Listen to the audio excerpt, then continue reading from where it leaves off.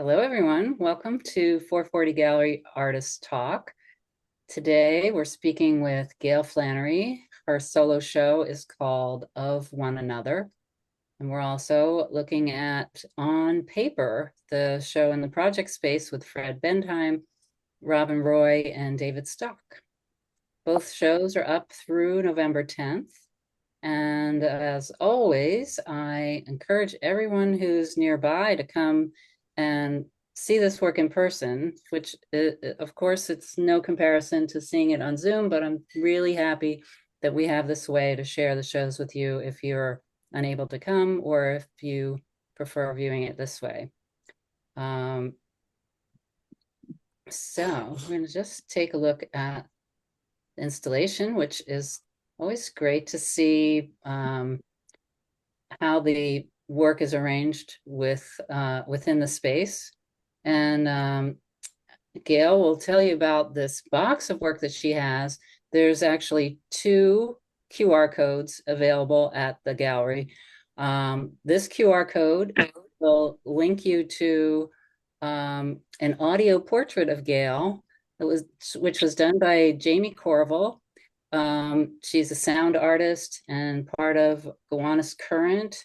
And you'll hear Gail talking about the work while you're looking at it, which is a wonderful thing in the gallery. And also there's another QR code. So if you want one of the pieces in the box that we saw there, the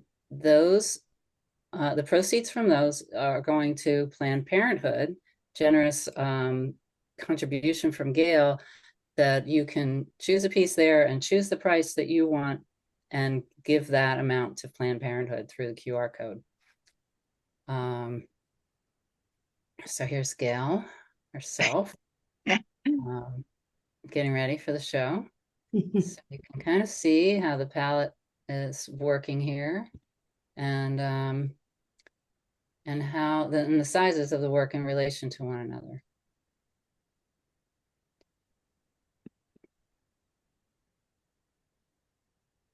This is these 2 are amazing deep blues that she gets in her process that we'll talk about in a minute.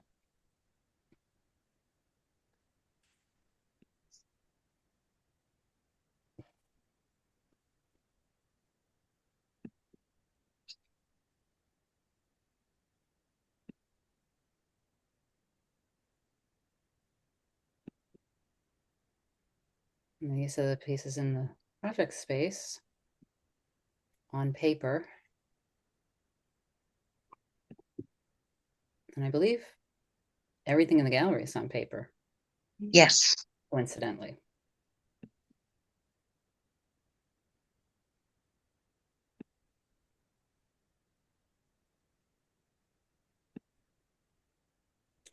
It's always fun to see the photos from the opening reception, seeing how what the scale of the work is like with people around it, and also how people are relating to the work in situ.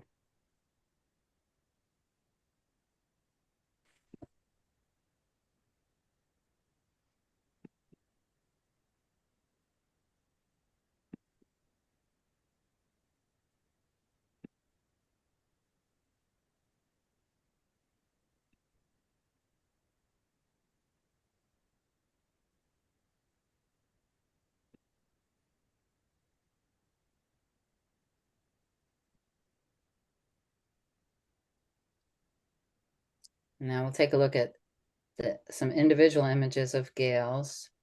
So let's take a look. I'm not sure if we have all of the ones that are in the show, but this will give you a good idea. Uh-oh, having a hard time getting, I have to stop the share for a moment. Forgive me. Susan, sometimes Oh, sorry. if you just click on the screen instead of the arrow, or the arrow instead of the screen. Okay, well, helpful. Thank you. Now I'll know it from. Okay, can you?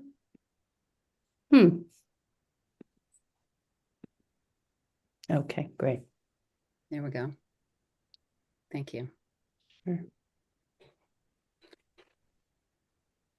a moment to see the work individually.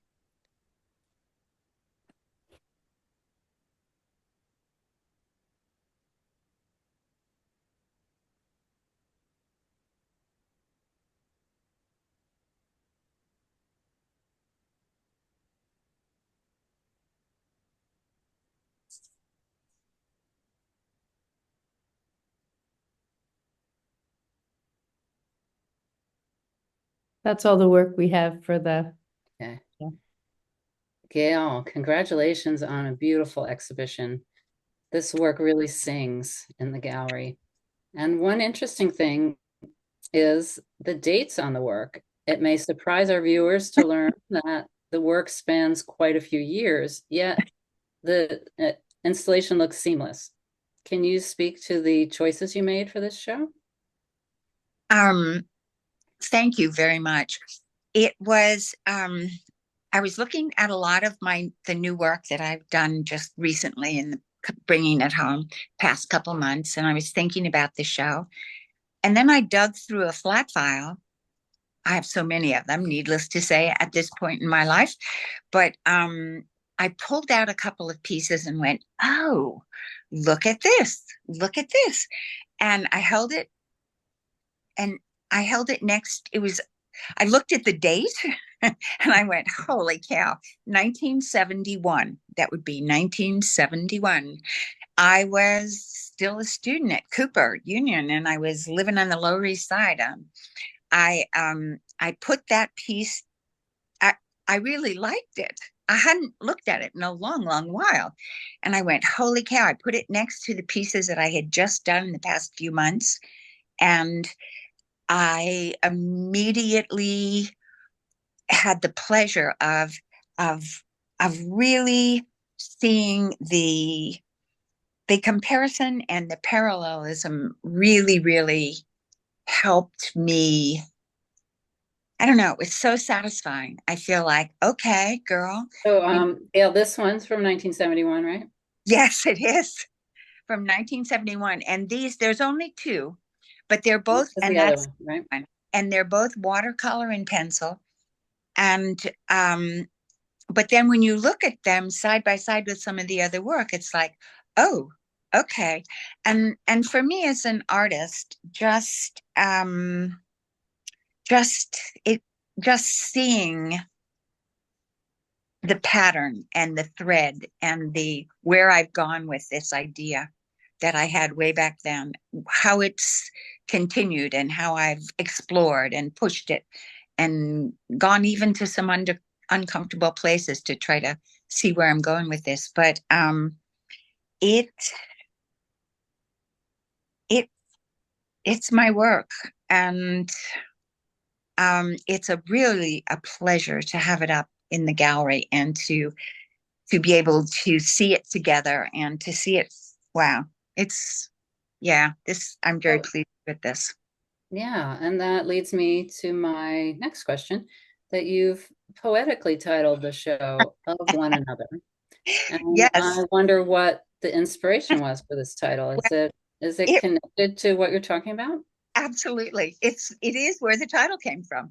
I put those pieces. I put the piece I did 4 months ago next to the piece I did in 1971, and I stepped back, and the I, I could see how one affected the other, Mm. how the connection between one another, and there it was. The show had a title. And thank you. And speaking of inspiration, I can see that you're inspired by nature, by landscape. Oh gosh, Can yeah. you tell us about these specific references and how they've evolved for you?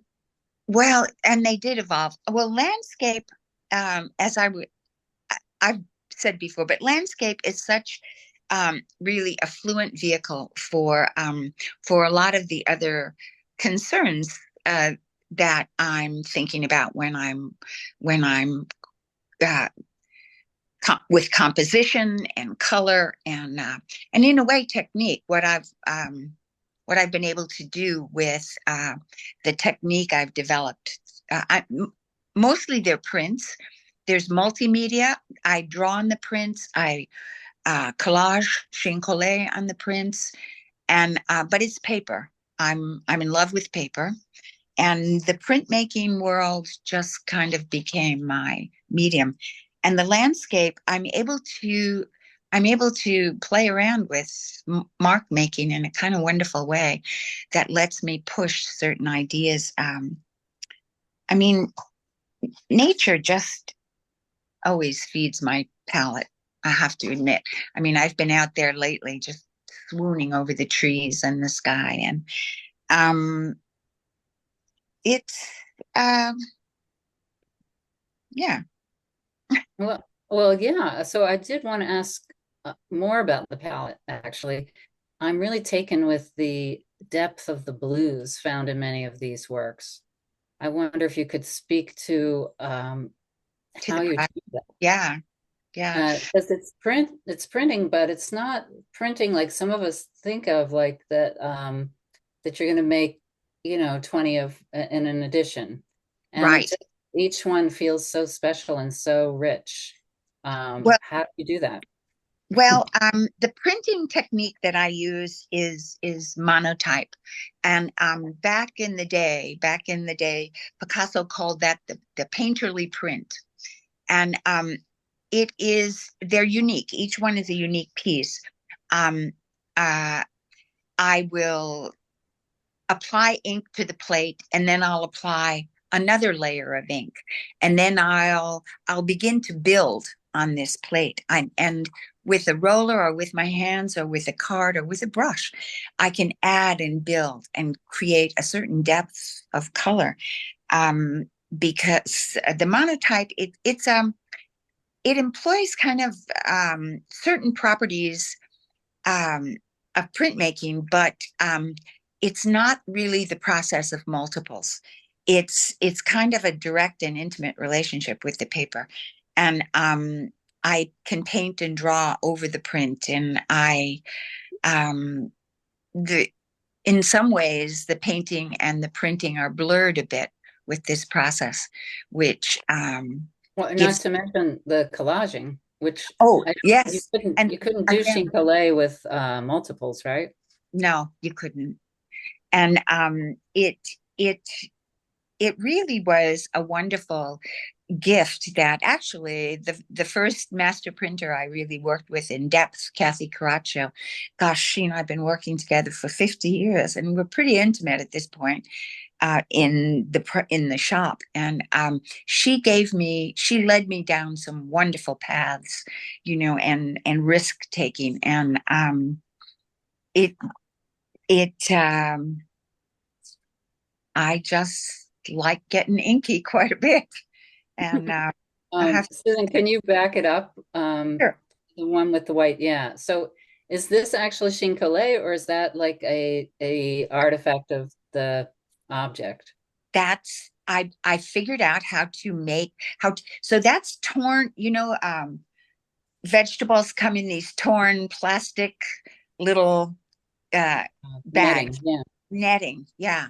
And I cut a bunch of that up, and I went, what happens if I ink it onto the plate? What happens if I roll the roller over this, or if I put this on top of the ink, and maybe the paper will show through, it'll so Oh, is that what's happening? That's the white of the paper? that's the white of the paper coming through.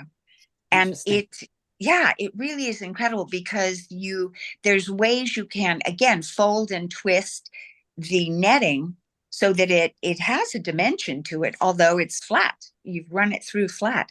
And I'm having so much fun playing and taking risks with things this way. How can I make marks on this plate? And it um initially I'm not always certain, and there's kind of an excitement. You run it through and then you go, let's see if this worked, and you lift off the paper and it's like, whoa, yes. And it's really fun. It's really It's so. quite a variety of marks on this piece. Yes. Yes, yes. And I also even it once I brought the print home, once it was dried and flat and I brought it home, some marks at the bottom I made with dry pastel. I Oh, took wow. some pastel in my thumb and I made those little marks at the bottom. So a lot of this work is multimedia, definitely, although on paper.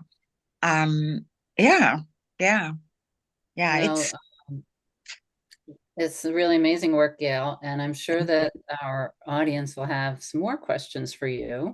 Um, but let's move on to the project space. Yes. So on paper, we'll start with Fred Bendheim. So let's take a look at Fred's work. Mm.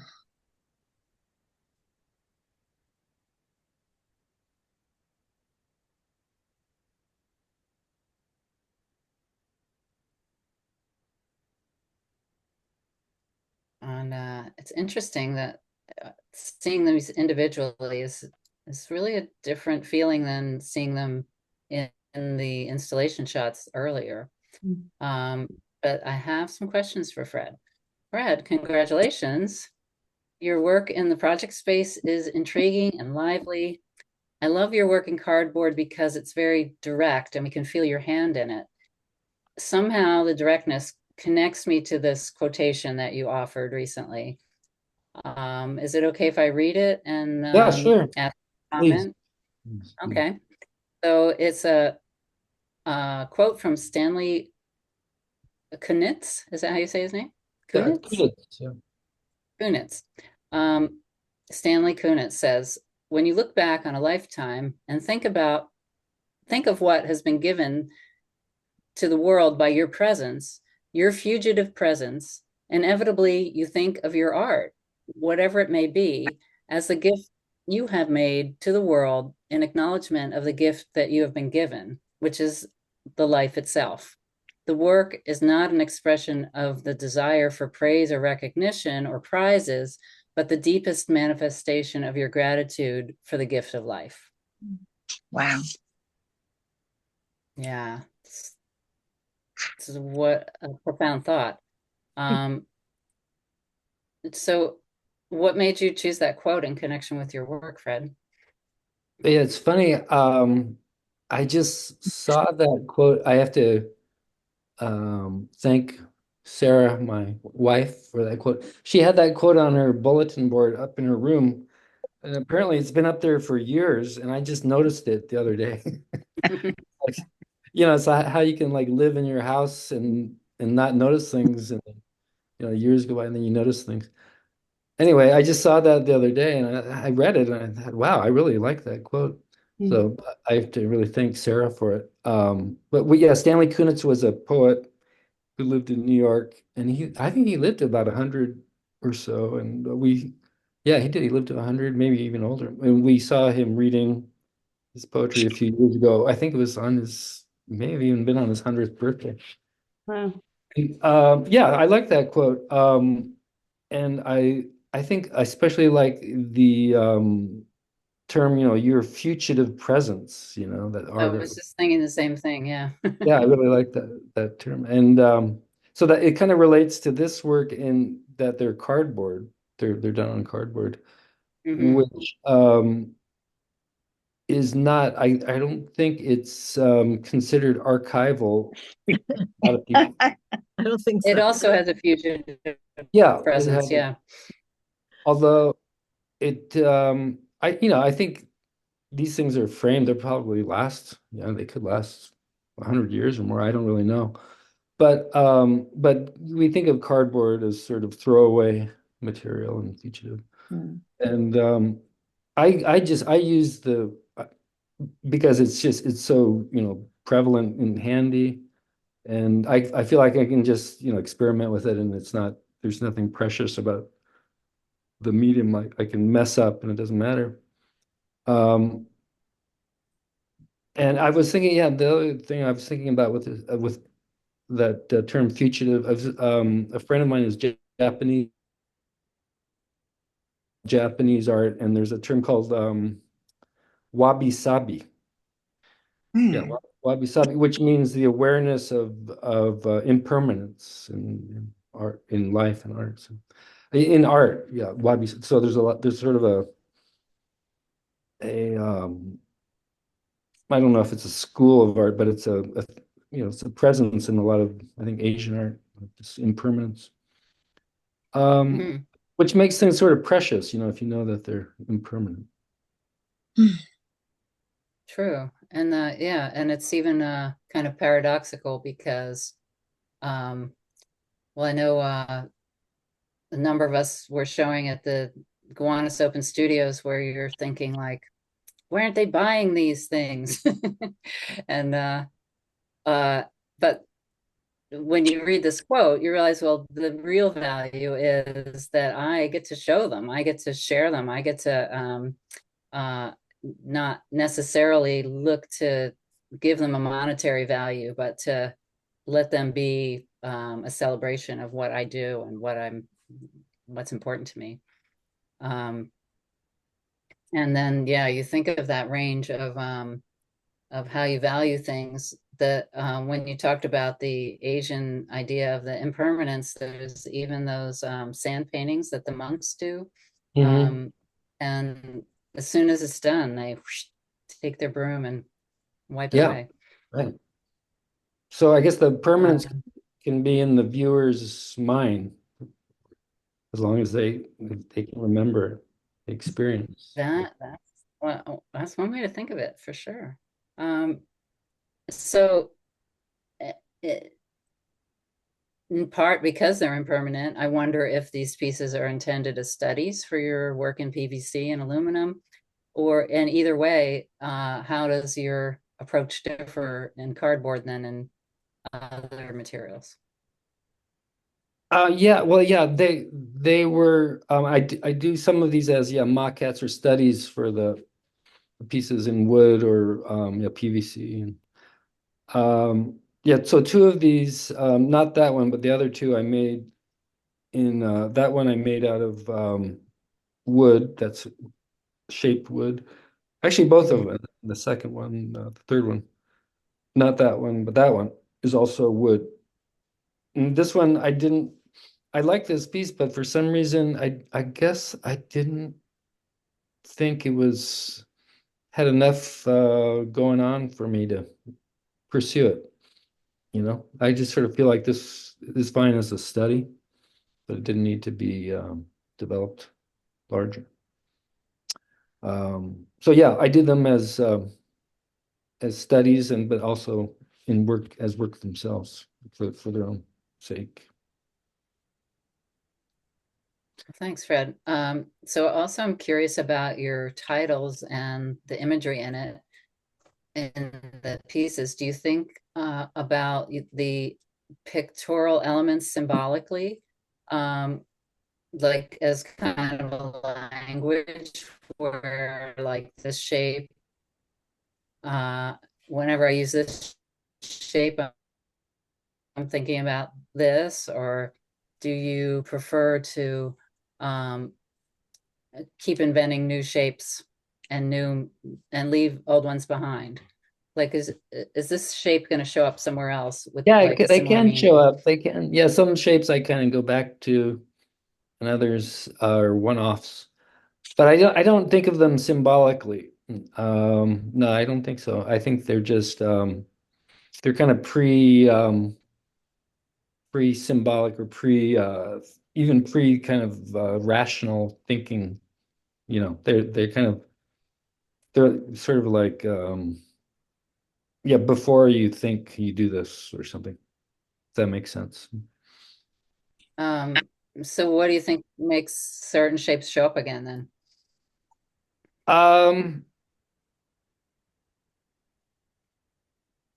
I just find them, yeah, I just, find them interesting in some way. Yeah. And there'll be variations of them.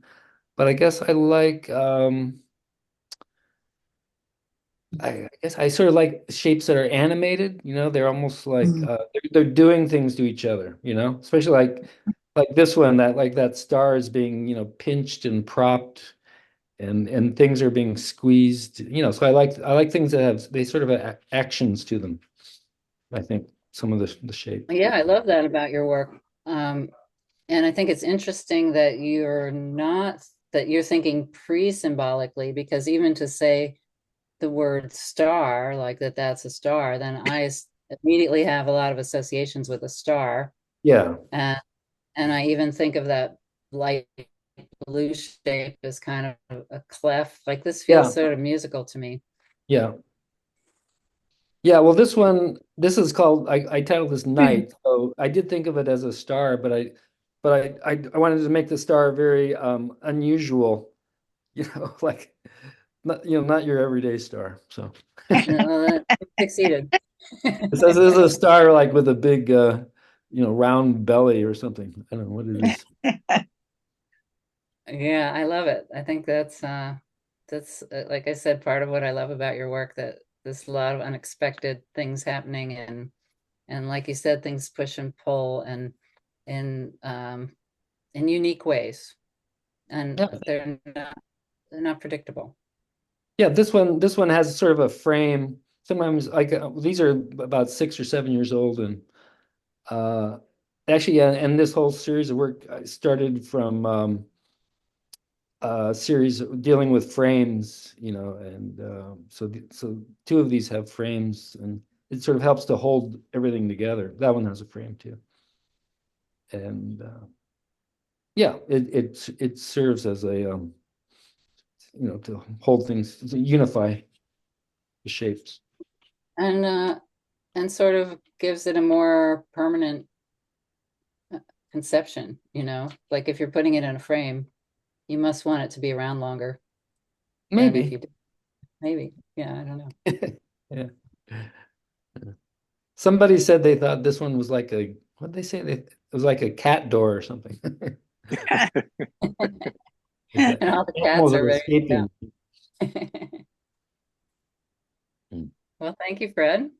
Okay, thank you. And let's move on to Robin Roy. Take a look at Robin's pieces. So Robin has these 3 pieces that are really one piece. We have 2 views of it here to see. Um, and Robin, congratulations on this wonderful contribution to the project space.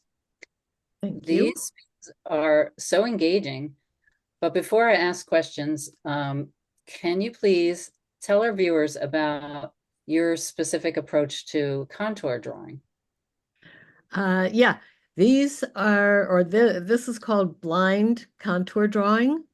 And it means that my eyes are really focused on the images in front of me that I'm drawing, and my hand is sort of following my eye. They're in total synchronization with each other, the eye and the hand. And this is a scene from my bedroom, and I'm actually sitting on the bed, and so the left hand drawing is the nightstand and a bureau. And then we're just sort of slowly moving around the room. And in front of me is the fan in the ceiling and the mirror, and then the bookcases. And as I'm going, things are just jumbling on top of each other because I don't know where my pen is or my pencil, what I'm using. And then another bureau and the door. And then to my right is my husband sitting on the bed working on his computer. And you can even see the headboard behind him and the light on the wall. So I am going around the room doing this drawing, making sure every once in a while to look at the paper to make sure I'm still on the paper and not drawing on my desk or on my pad. Um, and After I've gone around the room, I fill in looking. This time I'm looking, and I'm filling in with details just to so that the drawing is anchored so that you know what's going on. Otherwise, it probably would be a lot more abstract. And So I fill in things like bureau drawer handles and the books on the shelves and, some details that I didn't get. And I might even go around again blindly and fill in things where I don't know what's going on, because sometimes I can't even identify what I did myself. So, I mean, I can't, and anyway, so that's kind of the process of what I do. And Um, a lot of times you'll see lots of things doubled up and on top of each other. And I always point out that my husband happens to have two ears on one side. Just things like that happen. Eccentricities. um, it's really fun and playful, and even though it's this blind process, uh, uh, like you said, you've managed to make it grounded. And I noticed too that you used two tones here. Can you talk about that? Because that also gives it some coherence that it makes it feel so intentional. Yeah, well, the paper itself was that sort of darker tan color. And so after I finished the drawing, it really felt still, sort of flat to sort of two-dimensional. And I wanted to emphasize the depth. And so I filled in with white oil crayon and white pencil areas that I felt needed to be emphasized. And I think it gives it a lot of depth.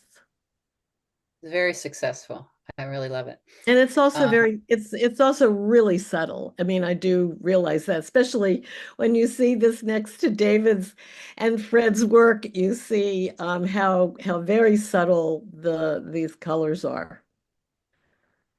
But yes, hopefully it although works. there is like the intricacy is kind of echoes David's work, which is really interesting to see, especially when you're in the room and you have the two side by side almost. I also noticed that you hung these pieces in an unusual way. Can you talk about the decisions that went into this?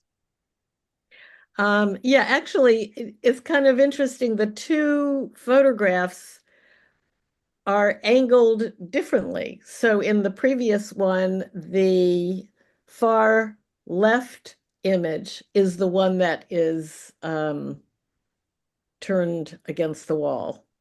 Next to the corner. Making the right turn. So originally I really didn't know how I was gonna frame it, and I had the option, of course, of just hanging it all in one long frame, but it made it very, very long, and I couldn't imagine that anyone could actually accommodate that kind of piece in a room. I couldn't accommodate it, so whoever purchase it. And then I just began to love the idea that it was so flexible. If I framed it in three different frames, you could actually hang it on the wall in so many different, you have lots of options. Mhm. You could even, I mean, it can be turned like three different ways, and or obviously it could be hung straight across. So anyway, I love the idea that I could play with the hanging of it. Uh, and again, that's very successful and innovative. So Robin, clearly you have a gift for blind contour drawing, and these pieces really bring out humor and narrative without giving up your abstract sensibility or legibility. And I wonder how this practice informs other work you do, because I know you're not just a blind contour artist. I'm not just blind. Um, They started out originally, they mostly all start out as small drawings. And I have always been able to use them. I blow them up, and have become the larger pieces that I do, where I'm painting them or collaging with them, or they take on a whole other character, and they really are kind of like the blueprint for the larger pieces. This one never became larger. This one just stayed the way it was. And which gives me thought that maybe because I still have the sketches from it, that maybe that's what I should take it beyond. But yeah, so they've all been really, really useful to me. And often when I'm traveling, or when I'm on vacation, I'm doing blind contour drawings. I'm sitting and sketching, but I'm doing blind contour drawings. And then I take them home and see what I can do with them. So they are like a sketchbook. Wonderful. Thank you so much, Robin. And now we're ready to move on to David Stock. So let's take a look at David has 3 pieces in this show.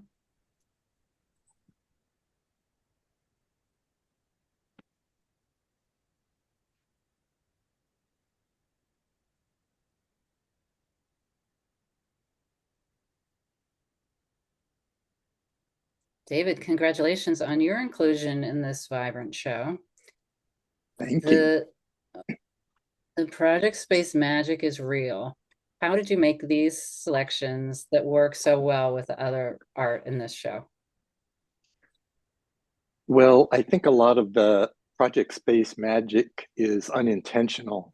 And in this case, this is just really my most recent work that was ready for printing. These 3 images I made them this summer. And what I like to do is, I kind of organize the work I've just done and pick out some images I like, but then I put them to the side for a couple of months, or sometimes even longer, because I find that gives me more perspective on the work, and something that I thought was great turns out to be a little less than great. As far as fitting in with the other work, I feel like there's a lot of subconscious influence going on with other gallery members. I feel like it influences my colors and the things I notice. And so I would say that there is definitely some connection with other gallery artists. As far as choosing them, though, this is really literally the last work that was ready to print. Well, thank you. That's so interesting. David, I think I'm a big fan of your photography. If others have followed the work that you've shown at 440, they will find your work seems to be increasing in complexity, both in palette and in composition. I wonder if you can talk about the evolution of your approach to photo making. I think that's definitely true. A lot of it is that I'm concentrating on working in one fairly small group of neighborhoods very intensively, and I started when I was first living in Jackson Heights. I started with these amazing colors and shapes and surfaces and the iconography of the neighborhood, which was, culturally, it's so diverse. And I started doing mom and pop storefronts. And as I got to know the neighborhood better and just kept working in the same area, I started realizing how important the street life is, and just realizing that it was so busy and chaotic, but that it had a certain feeling to it. And I wanted to try to bring some order to the chaos of the street life. And I think it's also related to my own feelings about the neighborhood, where um, they're less abstract and they're more involved with my neighbors and um, the life of the city going on around me. But It's really astonishing I that think it's been a gift because it's pushed my work in new directions. Sorry to interrupt. oh no, I'm sorry to interrupt you. Uh, the um, the abstraction isn't lost, but there's other elements that keep coming forward that it's beyond me how you can capture that in a frame in a moment. And they're like symphonies. There's so many elements, and they're all um, so well thought out that it's just really amazing to me. Thank you so much. Um, so the last question, you've been photographing for years in a few square miles of Queens. I wonder if you ever feel like you're running out of subjects, or do you still have more to do here? Oh, I definitely think I have more to do. I mean, to start with, it's such a dense, visually rich environment that just walking out of the door, I'm seeing things all the time, and it also is changing constantly. It's um, it's a working class immigrant neighborhood mostly, and it's in the 10 years I've lived there, it's changed quite a bit. Who lives there, the iconography, even the colors and the patterns of street life have changed with not just with changes in migration, but with COVID and uh, you know this explosion of street vending. So there's always something new. But I also feel like I'm sinking deeper into the neighborhood and into my explorations, and so that's like a great gift that my own work is changing to accommodate what I'm experiencing.